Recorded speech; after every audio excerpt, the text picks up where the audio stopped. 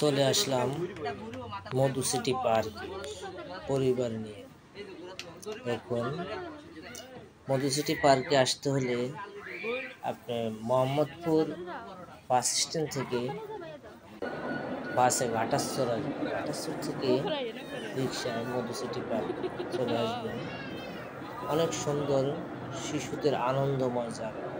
দেখুন, সপরিবার নিয়ে আমরা চলে আসলাম মধু সিটি পার্কে।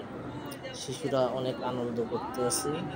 এই যে আমি, আমার সাথে আমার তাইফা, হলো আমার ভাই, এই হলো আরেক ভাই, এই যে আমাদের তাহমিদ, তাহসিন, এই যে আমাদের ভাইরা, সেলিম, ওনারা সব বেড়াতে আসছে। মধু সিটি পার্কে ঘুরতে আসলাম। এই যে পেলেন এগুলো বসে আছে আমাদের তাহসিন, অনেক আনন্দ করতে আছে। অনেক সুন্দর পার্ক, বিনোদনমূলক একটি জায়গা। আপনাদের শিশুদের মন